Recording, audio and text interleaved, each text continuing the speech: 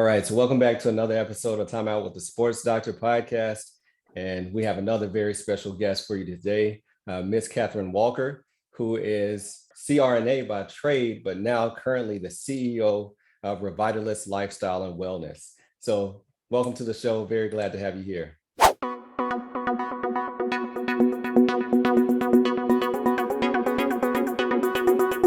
Are you interested in real estate? Are you tired of hearing about all the money that your friends and colleagues are making from their investments, but you don't know where to start? Don't worry, I got you. We are teaming up with Dr. Ronnie, Shalev, and Shalwin Properties to equip you with the tools you need to feel empowered about your investments. So how do you get involved? Do these three things. First, go to my website at Dr.Derrick, thesportsdr.com, and click on the sponsor link for Shalwin Properties. This will give you access to a free webinar as well as the ability to have a discovery call with Dr. Ronnie Shalev. Also follow her on social media and stay tuned for more helpful tips coming at you on Money Mondays. Now, back to the episode.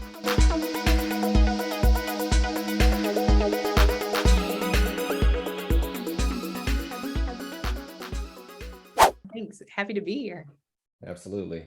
So this is another, I mentioned earlier when I interviewed a guest about the Athletes Unite conference. So Kathryn and I, we met at that conference as well. And we both spoke because she had just come off as being a panelist. I actually missed her actual discussion, but I had her literature and I wanted to discuss with the interesting work that she's doing in the mental health space. But we both found it interesting that we were, medical providers at an athletes conference. So yeah, that's very true. And here's the neat thing about it too, is you're an orthopedic surgeon. And then also, my background in nursing as an anesthesia, it's like, how unique is it to find two people at this conference? Yeah, absolutely. Absolutely. So as you mentioned, nurse and then CRNA. So working in the operating room, putting patients to sleep, giving anesthesia, but now working in the mental health space. So talk to us about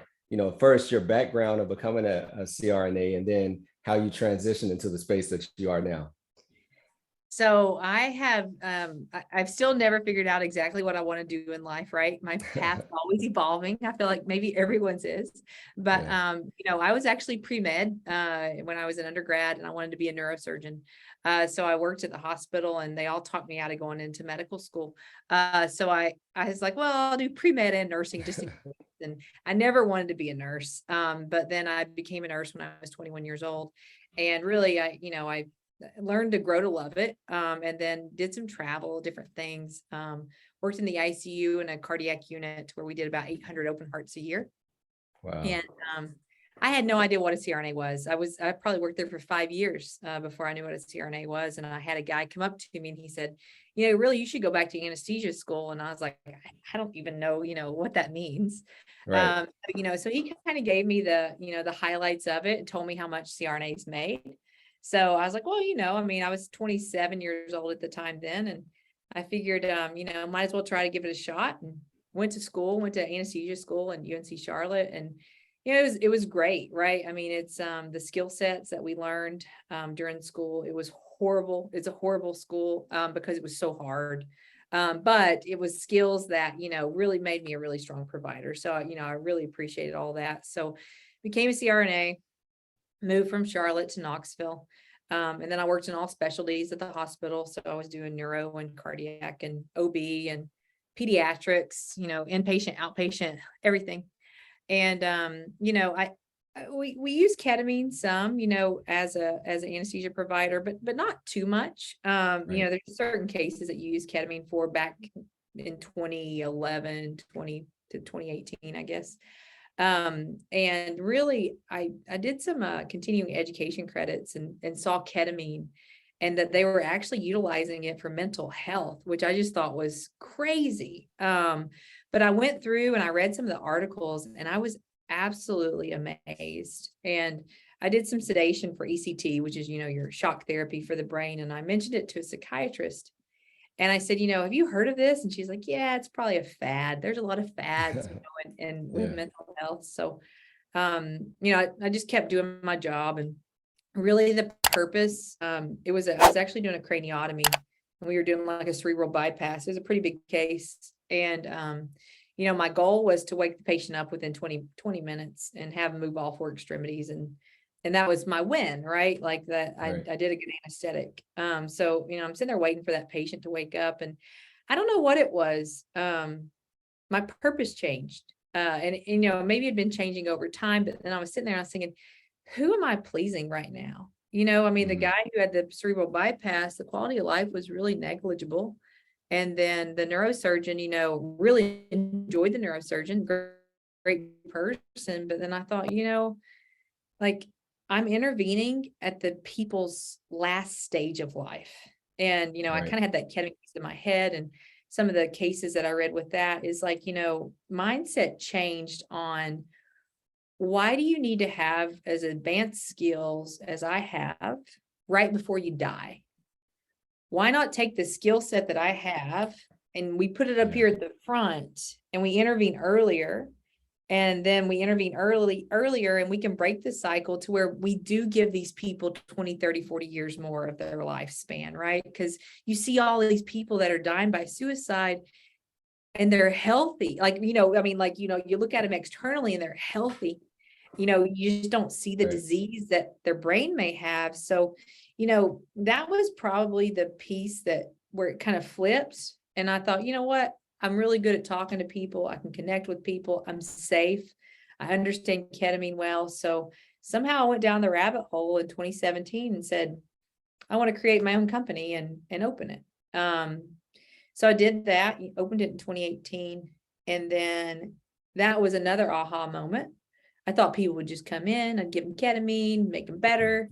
And then I started seeing that the lack of advocacy and communication for these individuals in the outpatient community was overwhelming.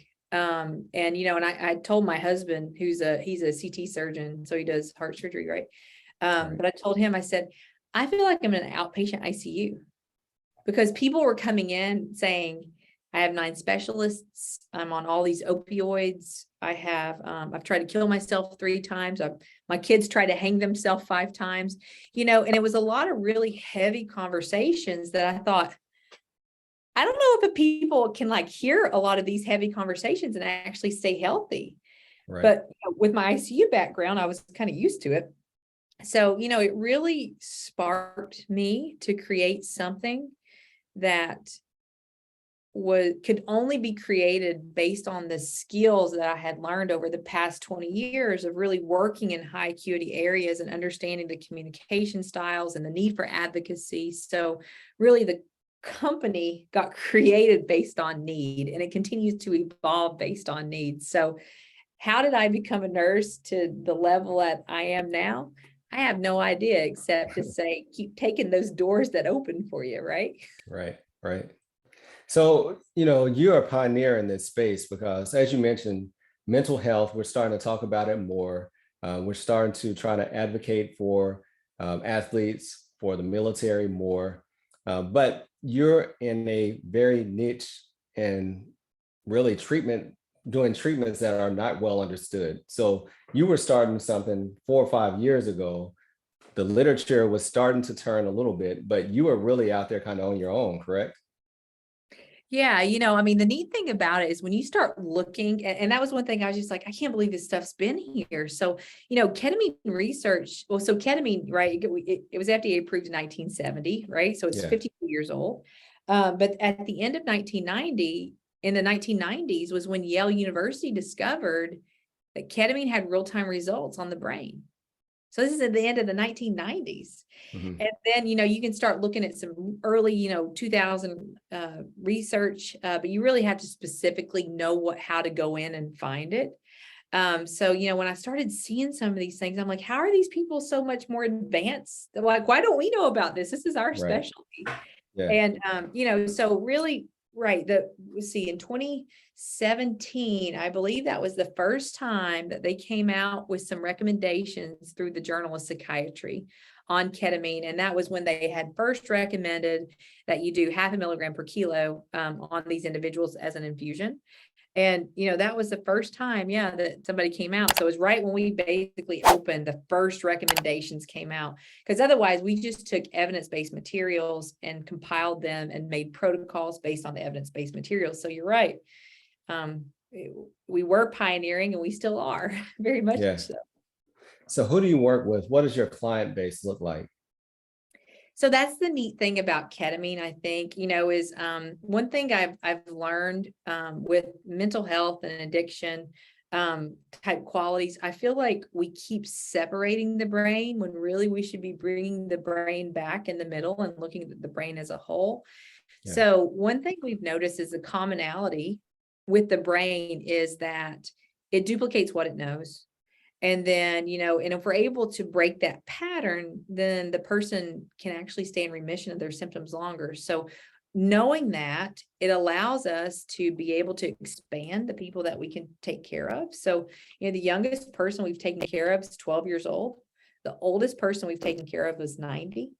And, and we're able to take care, we really focus on underserved populations. And, when you hear that traditionally, people think financially disadvantaged.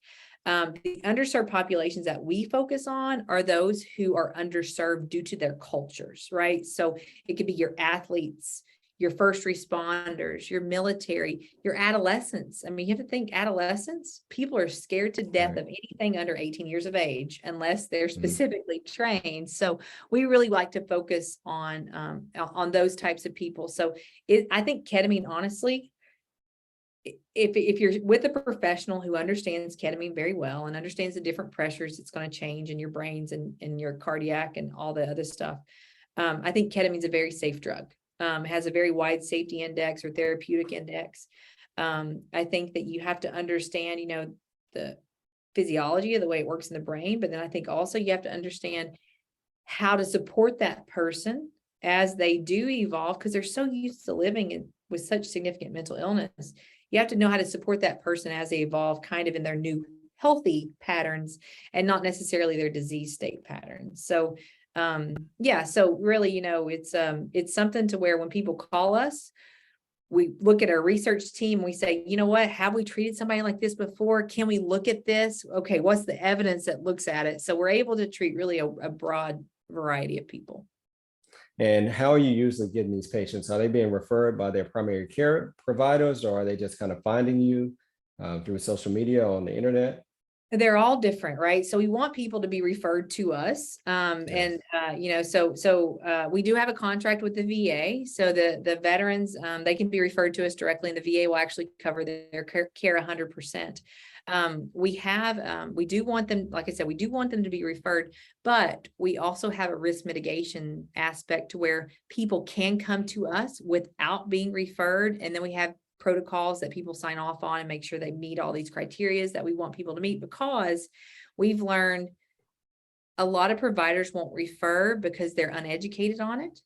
So if they're uneducated, then it's hindering care. And then if you have somebody who comes to you and, and they're like, I had a gun in my mouth last night, but I went to my psychiatrist, they're not comfortable sending over ketamine. So we have a risk mitigation, and actually we have a medical review board within the company to where when we do have people like that, we present the case to them and say, hey, what do you think? Because we don't know these individuals, right? I mean, it's episodic care, but it's one of those things too. I feel like we're just as responsible if we turn someone away than if we try to treat them when they're really struggling, with just trying to seek help. And who else is in your company as far as providers? As you mentioned, this is something that you can give the medicine, but the kind of whole care for the patient.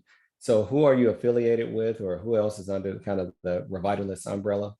Sure. Yeah.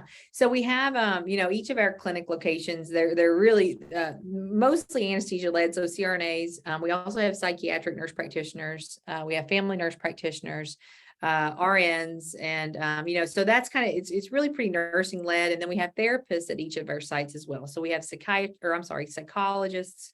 We have social workers, and then we also have licensed professional counselors. So it's kind of that integrated mix of medical and behavioral. With the company as a whole, we have like our chief medical officer is actually my husband, who's the CT surgeon.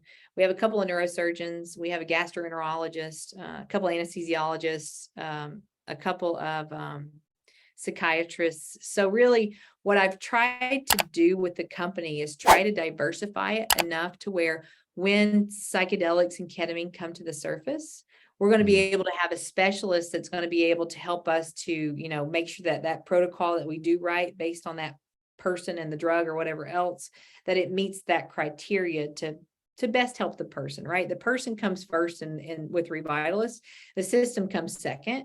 But we still integrate those two. But I really try to tell people, do not turn people away because the system says, wait a minute, like look at the person first. Let's integrate them and see how you can help these people.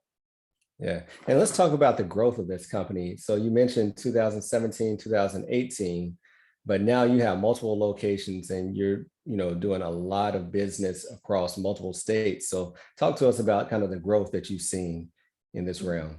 So, yes. So the growth, when people say, where do you think you're going to be in 5 years? I'm like, honestly, I have no idea because so we do have 9 locations across 6 states. You know, the states are Tennessee, Kentucky, Maryland, Michigan, Florida, and North Carolina.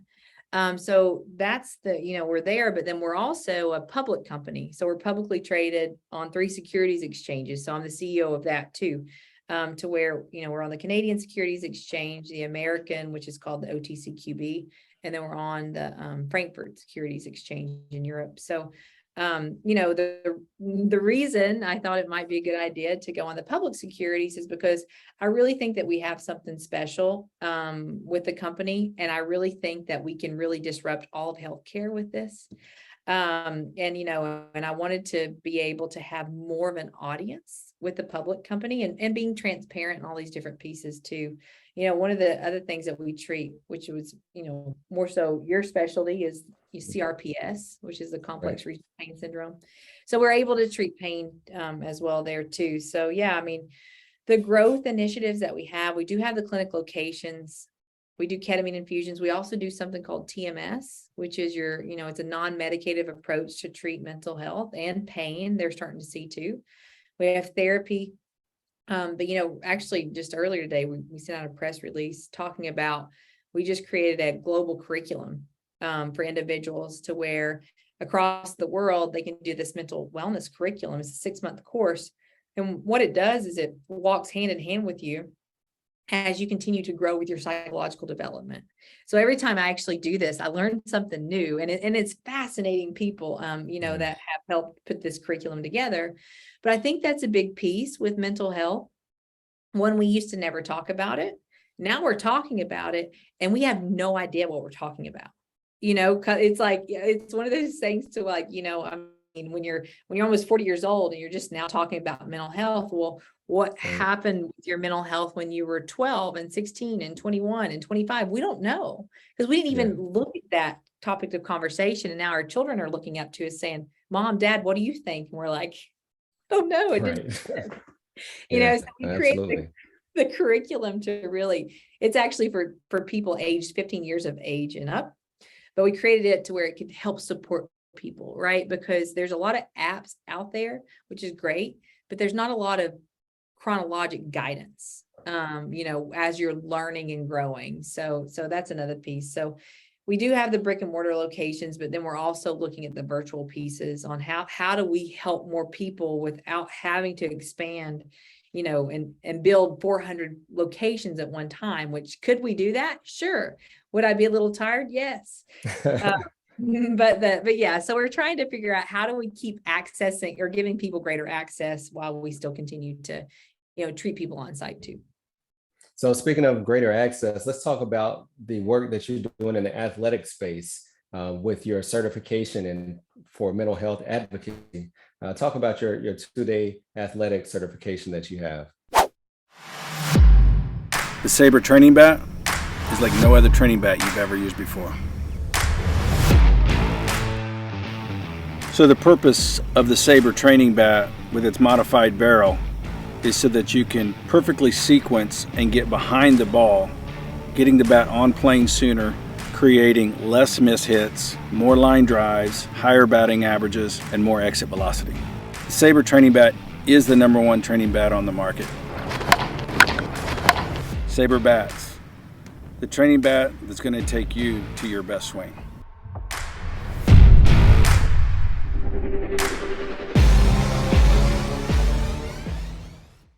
So I played Division I sports when I was in college, and I started working in the hospital when I was 16. So I went and worked at the hospital as an athlete, right? Because I knew how to be a team member and and a leader and different things like that. And I learned, probably kind of quickly that most of the people that didn't play sports to that capacity, they didn't really understand what I was. I mean, I would be told that I was too assertive or whatever else. And really, I think that's the rolling of the tides of an athlete. So one thing I noticed when we opened the clinic, well, we have an athletic advisory board now with the company. But one thing I noticed was, athletes would come in or they would want to talk to somebody, and I could talk to them just fine because I was an athlete. But I noticed that some therapists would be like, well, that's probably your anxiety from childhood. And I'm like, no, so one of the pieces was, I got ejected a few times out of games. What sport? Softball. And I played softball was my primary, but softball and basketball were the ones where I would get ejected from something. I got you. But they said, well, it was probably your anxiety. I was like, it had nothing to do with my anxiety. And, looking back on it, I said, it was because I was so driven, nothing could get in my way. Right. And then I didn't care what they were saying to me. Like, I just kept back talking because I wanted to win. Right. And I didn't know how to regulate that per se. So, so we created the athletic certification so athletes would know how to speak to other athletes, because, athletes really, from what I've learned, and this is my personal opinion, but I think athletes and first responders and military are trained in a very similar capacity. We're taught to speak to people in very direct bullet point. Right. Here's your goals. We're very short-term and long-term goal, from that angle. And, and a lot of people in the civilian world can see that as being rude. So like when I come in the mornings, I'm like, hey, you got this room, this room, this room, this room, kind of thing. I don't come in the mornings and say, hey, Derrick, how are you today? Right. How was your evening? Because we just don't do that. It's not warm and fuzzy, right? Yeah. Exactly. So it's almost like we were being judged inaccurately as athletes. So we created the 2-day certification because, there's a big gap there. I think athletes they're not natural born leaders. They're trained leaders. I agree. And they're trained in their specialty. But when they leave that sport, you can go around and ask so many athletes. You say, what does your CV look like? What does your resume look like? Well, I don't know. I didn't do anything. I just played basketball. No, so therefore they're leaving this like field where they've excelled, and they're thinking that they're going out to nothing because they didn't work at McDonald's when they were 16. But, they really need to look at the sport and look at all the skills that they acquired in that sport and transfer that over to the CV. And then that, and that's they have huge, positive significance to any company. Like, you have to think about it. I had one of the therapists say, well, yeah, because sports are just chaos. And I'm like, no, they're not chaos. They're very fluid. It may look like chaos if you don't understand it, but it's actually a very fluid art, and you have to change. Your plays are changing every 15 seconds, which, that makes an athlete a huge win. Adaptable. To your company.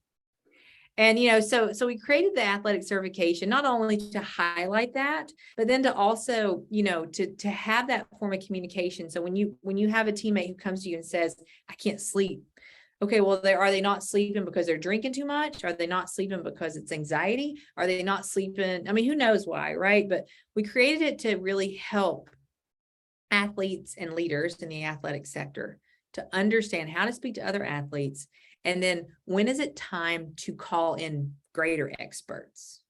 Because I mean, when do you have an athlete who's really struggling? Because I do think athletes, we're trained to work through injuries, to be sleepless, to push through to where when we really start struggling, that's probably a big red flag, because we're high risk anyway, because we've been taught how to push through the trenches. So, and that's one thing, we've learned with athletes, individual sports, their suicide rates are higher, than team sports. And in team sports, it seems that teammates go to each other more so than they go to their coaches. because, they're afraid of repercussion. I mean, I'm sure, like I remember like tearing my bicep and I was like, I'm fine. My arms like shaking. I'm holding my bat with my left hand, but I just didn't want to get out of the game. You No can't. signs of weakness. Yeah. No signs of weakness. And somebody's always waiting to take your position. Right. So you can't have that until you've cracked. So, so we created the 2-day certification really just to give some greater insight to everyone. So they don't miss those warning signs because we've never talked about it. And if people, if they do talk about it in the athletic sector, they're usually not athletes speaking about it. Correct. So that was one thing, we've trained our athletic board to where they can actually go out and help to educate with the 2-day certification as well. And 2, it's something to where if you're an athlete and you want to put something on your resume, hey, look, I've got my mental health certification through Revitalist. That was where, it's a provider and therapist who helped teach me this. And then, it's really it's a big win. And it's something that the companies should look for because not only are they going to be a trained leader, but then also they're going to be trained to understand how to speak to people, very constructively. Now, I love that because it's similar to like a barber or a pastor. You have to be a social worker, right? Because you might be that only person that an athlete or somebody that's sitting in your chair getting a haircut is comfortable enough with having a conversation, man to man or woman to woman. So if athletes are well trained with how to pick up these key signs of mental health, or when somebody is struggling or depressed or addicted to something, we can save lives by the work that you're doing for sure. Mm-hmm. Yeah. Yeah. So, I want to touch on, well, first of all, let's talk about the unit, what that means. Talk about your brand.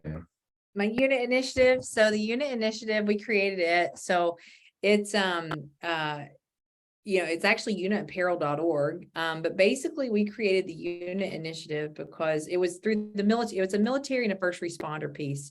And again, it's the culture piece that we're trying to really, bring highlight to, because the unit initiative, it was birthed between Revitalist and then a nonprofit organization that I helped create called Community Change Foundation. So with the unit initiative, it's a fundraiser for veterans and first responders to receive funding to receive ketamine infusions or therapy or whatever else that way. So one thing that, we recognize with the unit initiative, especially with military and especially with police officers, they don't trust, and that's a big piece, especially with ketamine infusions and psychedelics is, they make people feel vulnerable. Mm-hmm. So, what we really wanted to do with the unit initiative is pull together nonprofits, veteran nonprofits. There's over 50,000 veteran nonprofits, but we wanted to pull all those guys together and gals and, and make a unit to where they know that when they see these shirts, they know they're part of something. Because, when people transition out, whether they retire from being a first responder, or if they've been deployed, they come back to the States, they lose their unit. And when they lose their unit, that's isolation. And then they don't feel like they can speak to anybody. And 2, this, working in the field that you do, there's only certain people you can talk about with the exposures that you've had, to where you don't want to hurt their mental health when you're talking about, a gunshot wound to the chest or something. Right. So one thing with the unit piece, like that we've done, is we've created, we have several veteran nonprofits that are supporting the unit initiative. And basically what we want to say is these veteran nonprofits trust us, and we're going to take care of you. So it's like a trust and respect and a continuity, a continuity of care. So pulling all these guys together, because one thing with the veteran piece is there's a lot of people out there doing awareness. We still need more awareness, of course. Right. There's a lot of people doing awareness and doing advocacy. There's not a lot of people that are actually treating. So the more that we can actually get people, to where they understand the unit initiative and they can say, hey, we got the unit initiative, Revitalist is here, or, or even other places that, if veterans trust them and stuff, we can do a due diligence on them per se. But it's really just to help create that sense of a unit within the mental health space, within the United States to where people feel part of something, even though their other unit has transitioned them out. Yeah, no, I love that. And that's very important, because one of the main things as people transition back from the military to civilian life is, like you said, being isolated or not having someone to even diagnose their mental health. And then you find yourself, isolated or homeless or whatever it may be. And that depression can be real. And, the suicide rate is very high. So it's great work that you're doing. Thanks. All right. So timeout with the sports doctor. This is your final timeout. So you mentioned how your days playing softball and basketball and that aggression and, the attitude of being able to win and to finish and not backing down from anyone, how that translates to the business world. Now you're a CEO and you're doing this groundbreaking work and this very important work. So speak to an athlete who, might be told to just, play their sport and not worry about life after athletics, and or might be criticized for their aggression or for their winning mentality. Speak to that athlete about how they can use the uniqueness of being a competitive athlete to become an entrepreneur or to become a leader in other fields. I think self-reflection is probably the biggest piece there with an athlete. And again, I've never even put these things down on paper as an athlete. Mm-hmm. But, the critical thinking skills. So, the athletes have to develop, and they have to develop them on the spot or they're not a successful athlete. But I've learned, a lot of people in life never have critical thinking skills. They never develop those. They're just rule followers, which is great. We all want to follow rules, unless, new rules need to be created. And that's the piece, the athletes can really do. So, I think they need to have a lot of self-reflection on what training did they receive that they can take that training and then they can put it into any environment, any company environment they can put it into. Now, would I say that it's good for an athlete to work a Monday through Friday job from 8 to 4 where it's just consistent? No, not at all. Because athletes are used to their environment changing and used to having to make decisions and have critical thinking skills and different things like that. So, I think anyone who's been on a team sport, they need to see their strength. And right now in society, we don't even acknowledge that necessarily. Yeah. We say, oh, you were really good at this sport. You won this many things. But no, I think an athlete, I think we have to understand that we probably will never be good enough in our brain, right? Because we always want to win the trophy, want to win the region, want to win the state, whatever else that way. But I think, for us to measure ourselves compared to, the other people in the space to say, okay, how am I doing? Because, that's the way we used to measure ourselves in the season is what's your ranking? And then when we get to the civilian world, we're like, what do you mean nobody ranks themselves? Like, we don't understand, Right. Yeah. So it's one thing, to where, you got to figure out how do you connect? How do you are going to be, I think, misperceived sometimes, in the environment. But I think seeing that, you do have the motivation, you are going to feel like you don't fit in, and you don't, because you have all these different skills that other people haven't even possessed yet. But instead of looking at that as feeling like it's an isolating factor, instead look at it as, maybe I've been trained to have some leadership skills that other people don't have. So how do I work in this team environment to become a leader? Not walking in saying, I'm a leader, this is what we're going to do. You have to understand your team before you can lead them. And I think that's probably the best advice I'd give to an athlete is, you've got to read your environment, which, all athletes can do that. We all know the lineups. We all know our team members. We all know which positions that they play, and we all know the weakness of the opponents. So how do we integrate? How do we look at our team? How do we see the system and see what weaknesses the system has as to how we can integrate and help improve the system? So it's all about utilizing the skills that you've been trained to do, sweat through injury, everything, blood, sweat, tears, but utilize those and really figure out how to integrate them into, a professional environment. And once we do that, then we can be like, oh, wow, I have so much power. But you don't feel that way during the transition because it's unique. I like that answer, and I appreciate your openness on that. All right. Well, tell everyone how they can follow you on social media, or how they can follow Revitalist Wellness, or even, possibly become a patient of yours. Sure. Yeah. Yeah. So any of our clinics, you can call us at any time. So anybody can look at revitalist.com, or they can look at revitalistclinic.com. We're actually working on a national website that will help people to, find us even easier. But any of our clinics, we have awesome people who are care coordinators, to where anybody can call anybody. Fortunately, the nice thing with the VA contract is we can accept, we offer complimentary consults to all veterans with VA benefits, no matter where they are in the country. And we can help those vets get through to our system in any of our locations. So yeah, so revitalist.com or revitalistclinic.com is the websites. We're on Facebook, LinkedIn. You'll see me doing random videos, calling out veteran nonprofits so they can help us to continue to spread the word of our VA contract.